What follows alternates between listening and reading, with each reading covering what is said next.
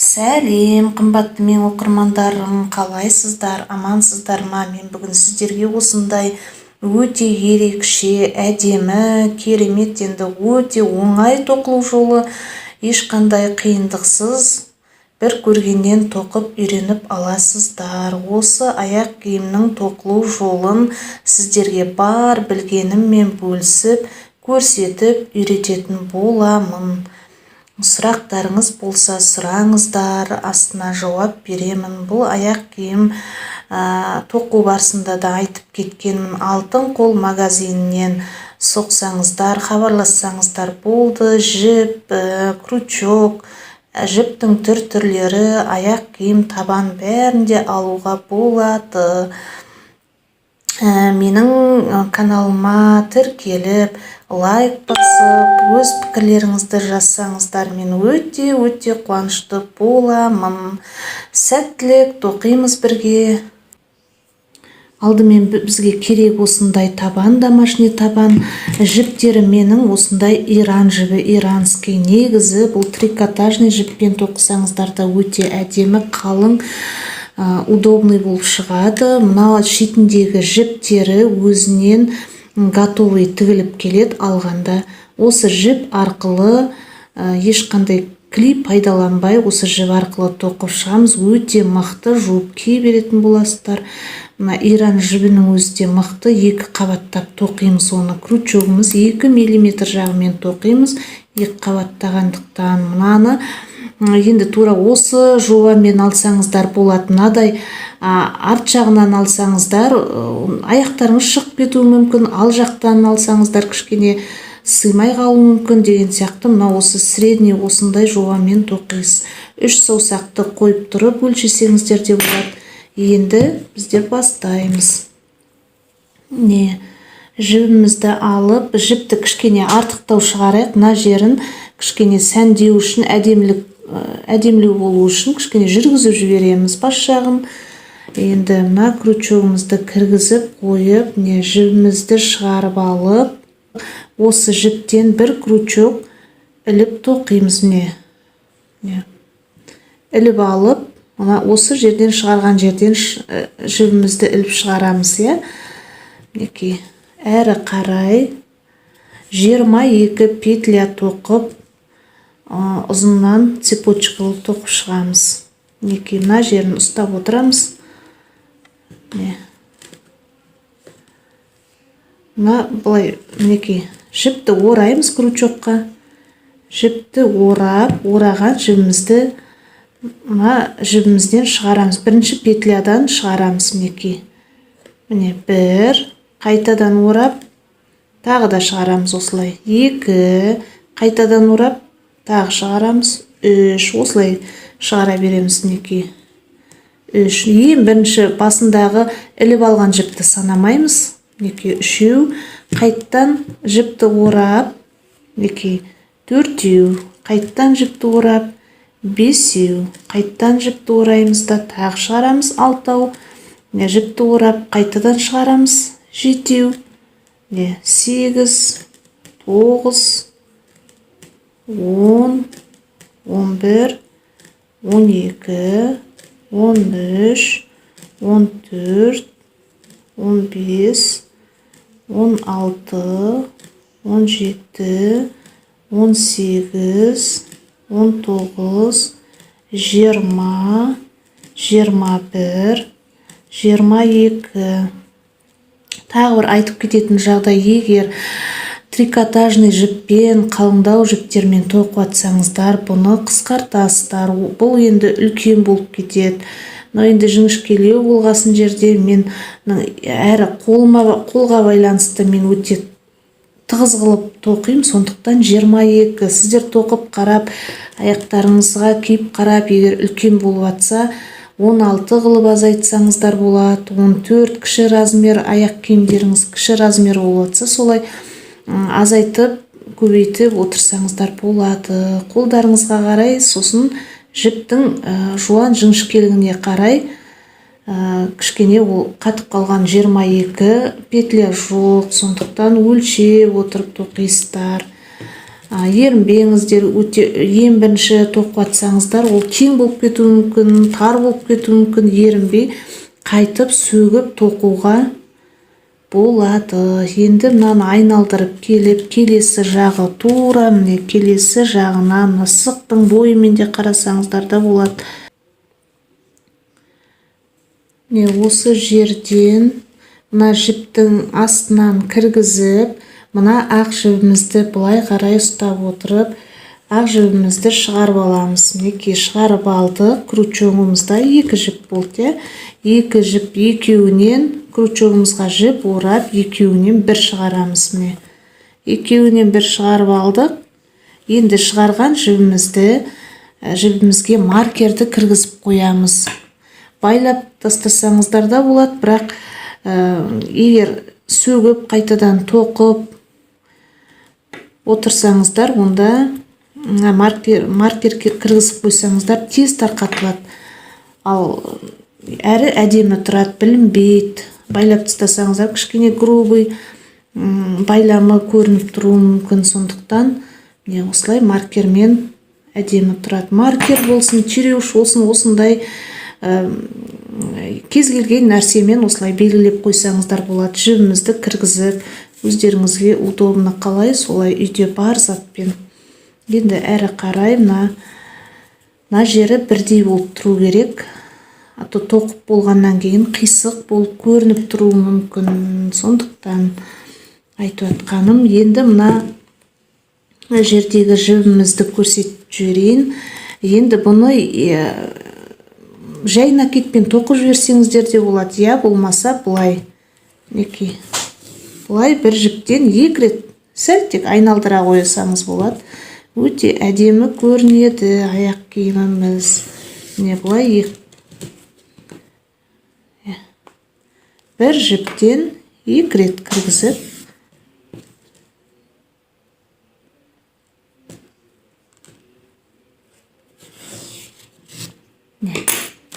мынадай болып тұрады.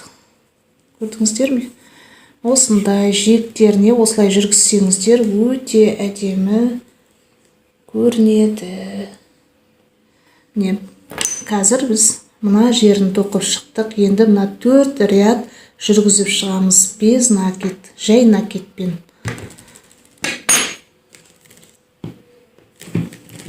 Әрі қарай осы жерге дейін айналдырып тоқып алып келейік. Бір жіптің ішінен 2 рет айналдырамыз. 1, мынау 2. Келесі жіпке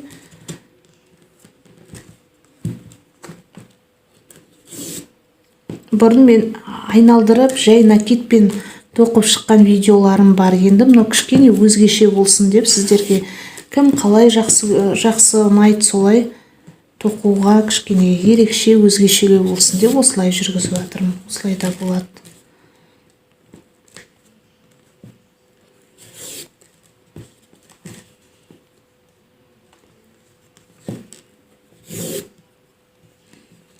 Тек әрлі-берлі айналдырып шығамыз.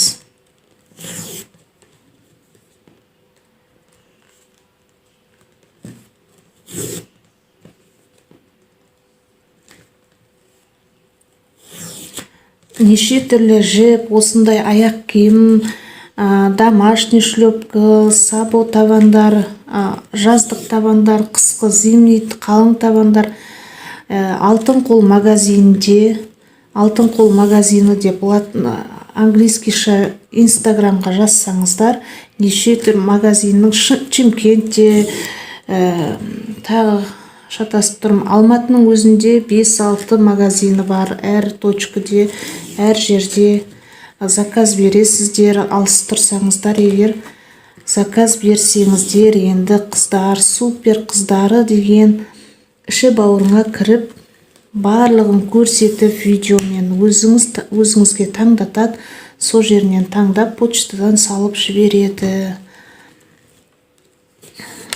Алтын қол магазиннен алып отыр мен өзім осы барлық затты бір аптаның көлемінде алыс жерге тез жетіп келеді. Мен өзім Атырау жақ Атырау Құлсары қаласында тұрамын. Осы жерге бір 7 күнде, 8 күнде, әрі кеткенде 1 неделда келіп тұрады. Осылай астынан жүргізіп шықтым. Бұны енді арасына тоқығанда салып жібереміз. Ешқандай байламаймыз шетін. Білінбей тұрады, арасында тоқылып кетеді. Ұзын алып қиып тастаймыз да. Енді бұлай келесі жіптен бастаймыз.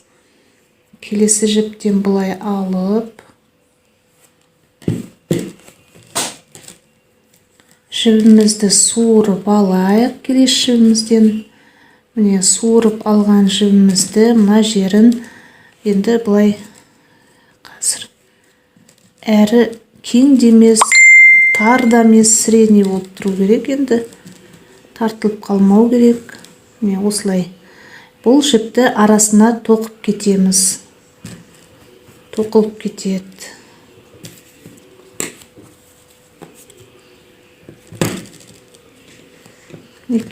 Осы суырып алған жібімізден бір петля тоқып алайық. Бір петля көтереміз. Бір петля көтердік. Енді мына жібімізді ұстап отырып, мына алғашқы бірінші тоқып алған петляның ең біріншісінен каждый петляны тастап кетпей, осылай жібіліп алдық. Екеу болды крючогымызда, тағы тура манағыдай тоқып шығамыз. Енді екінші петляға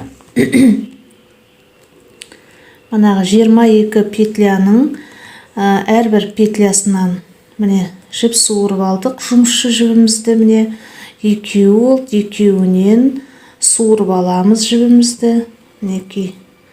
Тағы да үшінші петляға кіргізіп, жібімізді шығарып алып, жіп шығарып алып, екеу болды, жіпті ораған жібімізді екеуінен өткіземіз. Тура осылай шетіне дейін тоқып шығайық, сосын тағы да көрсететін боламын. Жіп шығарып алдық, екеуінен біреу өткіздік.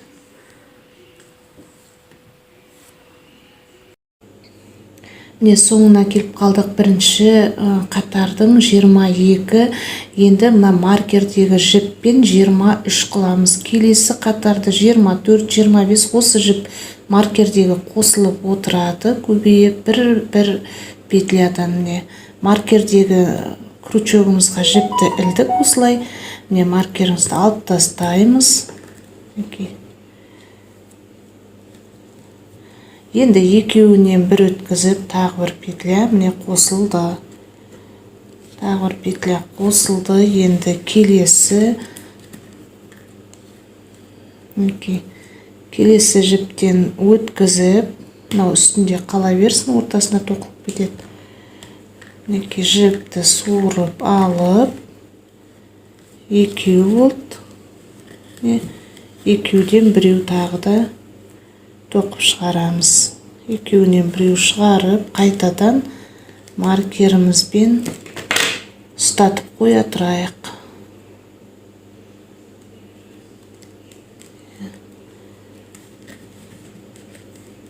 Енді әрі қарай тура манағыдай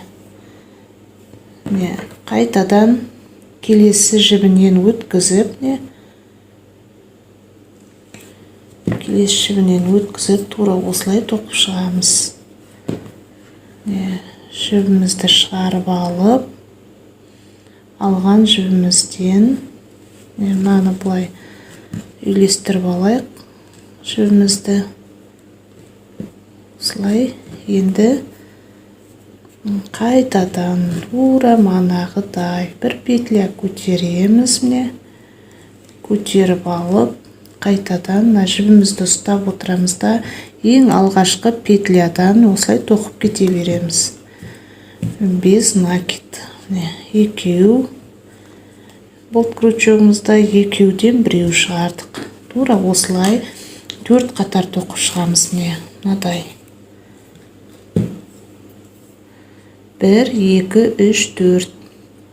Трикотаж жіппен 2 қатар я 3 қатар тоқысаңыздар болады.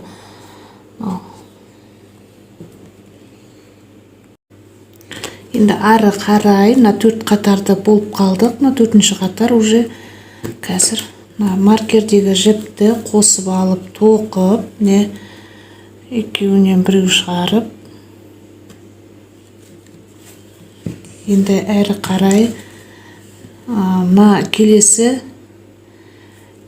жіпке кіргізіп, мынау құптай шетін кесіп тастасаңыздар да болады. Мына жіпті уже болды, мына тарқатылмайды, арасына кіріп тоқылып кетті. Енді жасыл жібімізді, жапырағымызды мынадай, мына жапырағымызды бастаймыз. Ол үшін енді жасыл жібімізді іліп алайық. Мына құптай қалдырамыз, былай шетін тура манағы ақ жіп сияқты арасына салып шетін тоқып кетеміз. Жасыл жібімізді іліп алдық. Шетін кішкене қалдырып,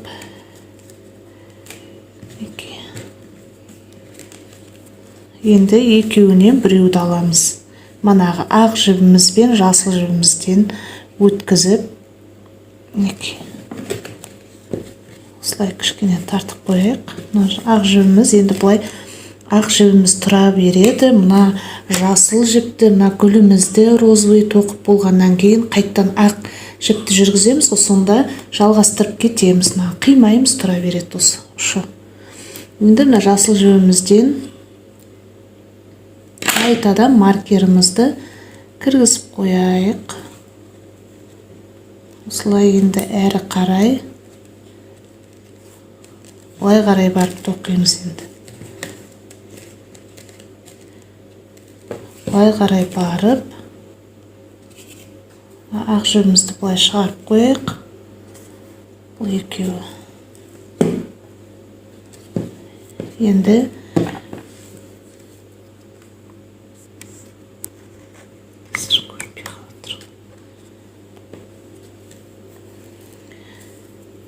мына жерінен емес, мына жіптен емес, бір жіпті тастап, келесі жіптен өткіземіз крючогымызды.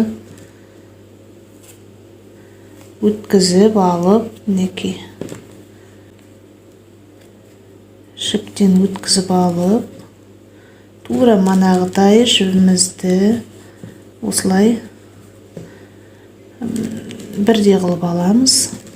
Тартылып қалмау үшін осыдан бір петля көтереміз. Кішкене тартып қояйық. Әрі қарай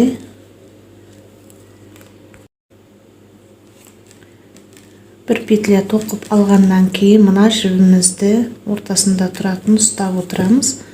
Бір крючогымызға жіпті ораймыз. Орағаннан кейін ең бірінші петлядан жібімізді кіргізіп, кішкене созыңқырап алып, мынадай 3 жіп болды, сына кедім бұл. Жіпті орап алып, екеуінен біреу аламыз. Қайтадан жіпті крючогымызға орап алып, екеуден біреу шығарамыз. Бір петля көтереміз, тағы бір петля көтереміз де, қайтадан жіпті орап, тура осы жерге, манағы бірінші өткізген жасыл жібіміздің осы тесікке қайтадан жіпті орап шығарып аламыз да, жұмысшы жібін кішкене тартыңқыраймыз. Жіпті орап, ораған жібімізді екеуінен біреу, екеуінен біреу. Енді екі петля тастаймыз да, үшіншісінен өткіземіз. Қайтадан жіпті орап аламыз. Бір, екі петля тастап, үшіншісінен кіргіземіз. Үшіншісінен кіргізіп, тура осылай жаңағын қайталаймыз. Көрсетіп жіберемін, тартып, кішкене созып, жібімізді кішкене созыңқырап. Бұл енді жапырағымыз біздің, жіпті орадық, мына екеуінен бір өткіземіз. Ораған жібімізді екеуінен бір, қайтадан ораймыз да, ораған жібімізді мына екеуінен бір шығарамыз. Бір петля көтереміз. Көтердік. Қайтадан жіпті орап, тура осы петлядан тағы да міне бір петлядан 2 рет накидым тоқимыз. Сонда міне жіпті орап екеуінен біреу, қайтадан жіпті орап екеуінен бір шығарамыз. Міне 1-2 жапырақшамызды уже біздер дайындап алдық. Мынау. Енді тағы да жіпті орап, 1 петляны тастап, 2 петляны тастап, 3 петляға, тағы да 3 петляға кіргізіп, жібімізді тартыңқырап, жіпті орап екеуінен бір шығарамыз бірінші, қайттан жіп орап, ораған жібімізді екеуінен бір шығарамыз. 1 петля көтереміз, қайтадан жіпті орап, тура осы жерге тағы да міне екінші жібімізді кішкене тартыңқыраймыз. Екеуінен бір өткізіп алып, қайтадан жібімізді ораймыз да, тағы да мына 3 жапырақшамызда болдық. Енді 4-ші жапырақша 1-2 3-шісінен өткіземіз. Міне 3-шісінен өткізіп, 3 болды крючогымызда, екеуінен біреу өткізіп аламыз да, міне 1 петля көтереміз, қайтадан жіп орап, тура осы жерден міне кішкене созыңқырап алып, жіпті орап, екеуінен біреу. Тура осыны қайталай береміз. Мына жерге шетіне келгенше қайталаймыз. Міне 1-2-3 4 жапырақшамызды болдық. Солай қайталап шығайық, сосын әрі қарай роза гүліне көшетін боламыз. Қызыл розғидан. Міне жасыл жапырақшамызды болып қалдық. Енді жасыл керек емес бізге. Жасылды да қиып тастайық. Арасына салып, барлығын арасына салып тоқып жібереміз. Әрі қарай бізге мынадай розовый жібіміз керек. Бір жіпті тастап, келесі жіптен аламыз енді.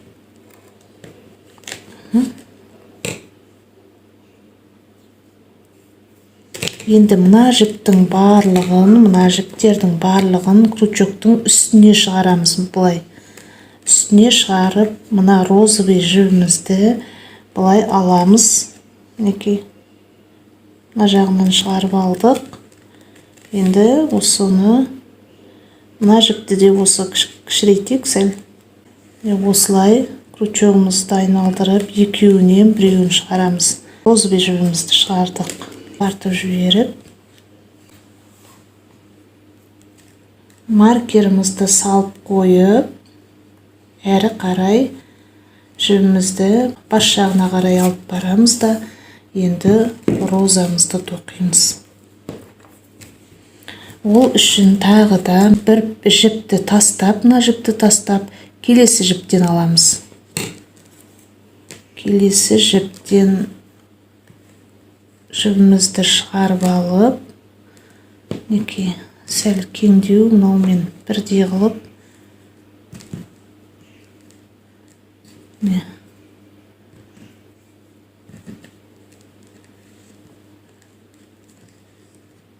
бір жіп көтеріп аламыз. Бір жіп көтеріп алдық, әрі қарай жібімізді орап, мына жапырақшаның ортасынан, әрбір жапырақшаның ортасынан, мына жерінен кіргізіп, розовый жібімізді кіргізіп, жіп суырып аламыз. 5 рет тоқимыз.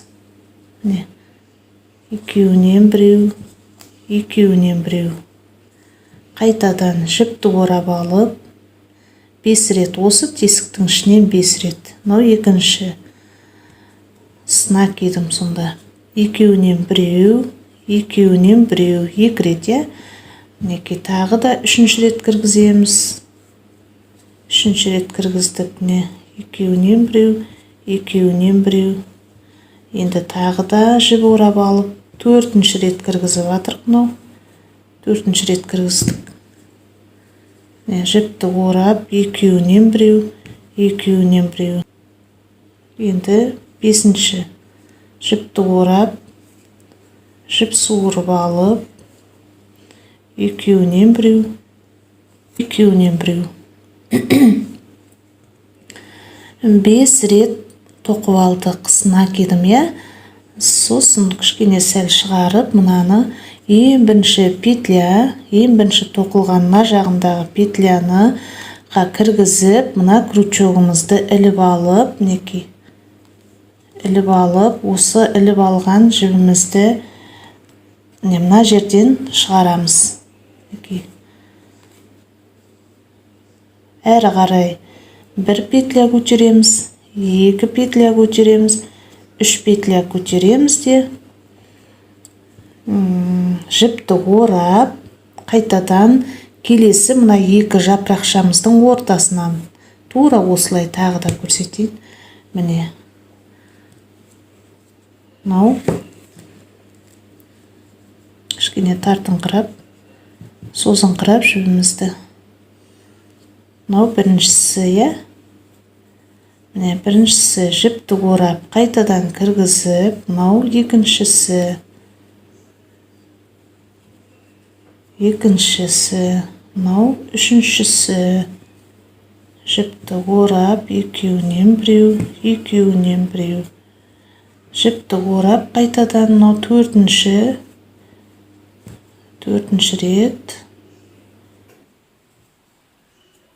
Қайтадан жіпті орап, 5-ші рет.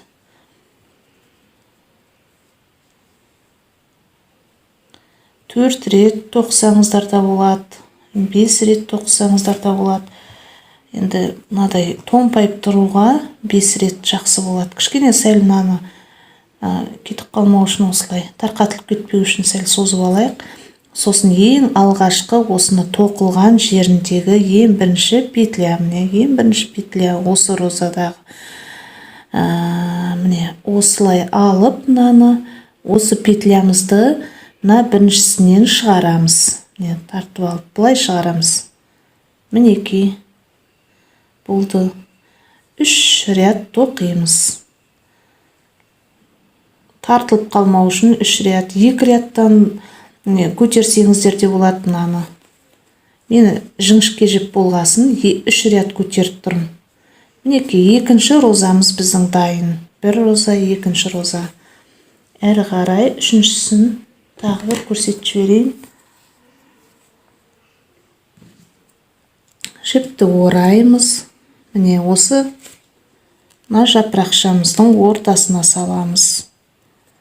Мінекей, бейті созып аламыз.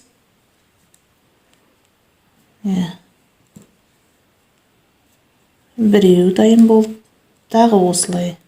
Жіпті орап, суырып алып, жіпті орап, бірінші алдымен екеуінен өткіздік, содан кейін екеуінен өткіздік.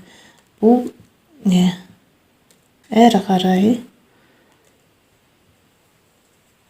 Мынау үшіншісі. Әрі қарай. Төртіншісі. Суырып алып, екеуінен біреу, әрі қарай. 5-шісі.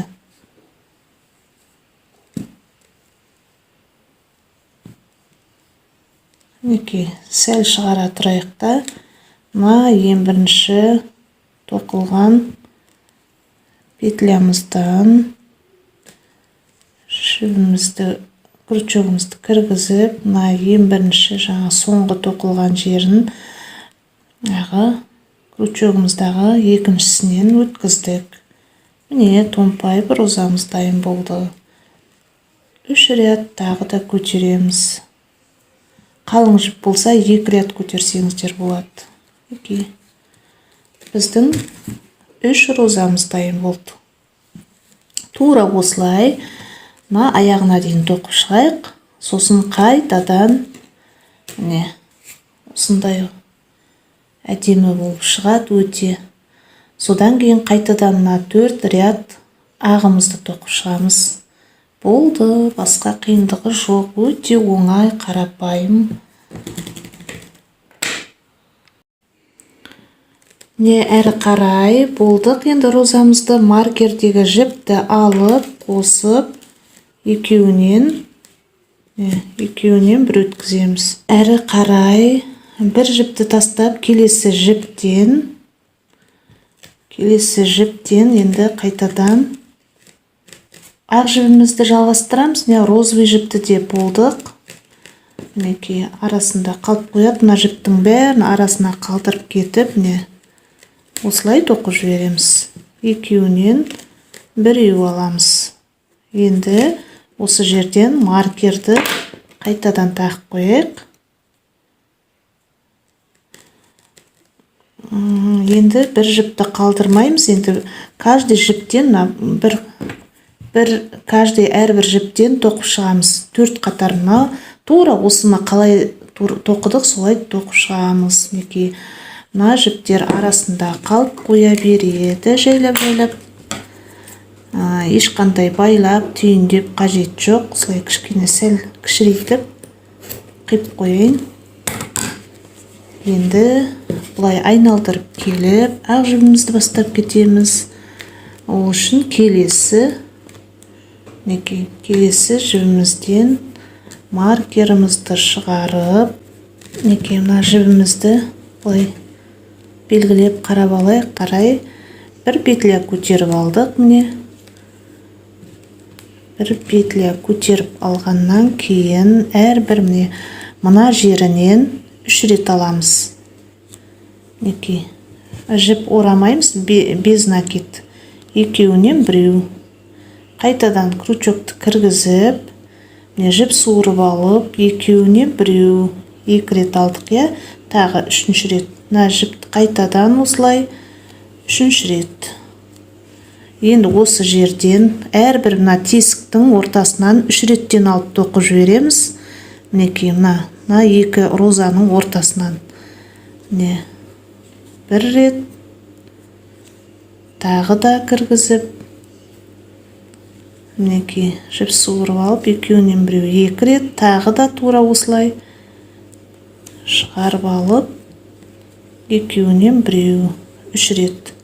Әрбір розаның ортасынан алып тоқимыз. Мына жер 3 реттен, бір жерге 3 реттен. Біреу, екеу, үшеу. Келесі. Біреу, екеу, үшеу. Әрі қарай әрбір петлядан тоқып кете береміз. Басындағыдай. Енді келесі розадан біреу, екеу, үшеу. Әрі қарай розаның ортасынан біреу, екеу, үшеу.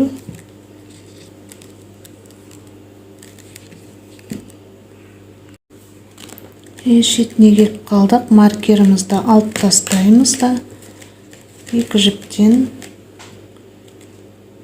біреу өткізіп, әрі қарай келесі жібімізден өткізіп, жіптер арасында қалып, қойып тоқылып тұрады, солай тоқылып қалады. Енді осы жерге маркерімізді тағы да өткізіп қоямыз да, бір қатарын болдық. Енді қалған 3 қатарын тоқып шығамыз. Енді 3 қатар, енді әрбір петлясынан тоқып шығамыз 3 қатар. Басын қалай қылдық? Тура осылай аяқ жағында жүргізіп шығайық. Бір жіптен 2 рет алып. Айналдырып келіп, мынаның арасынан жасырып, бұлай әрлі-берлі тоқып қиып тастасаңыздар болады. Әрлі-берлі өткізіп, шетін қиып тастадым. Болды бізде. Аяқ киіміміз дайын болды. Міне қыздар, өте ерекше, әдемі аяқ киіміміз дайын болды. Тоқыңыздар, үйреніңіздер, әлі де алда керемет дүниелерді саламын. Алла бұйырса, сәттілік бәріңізге.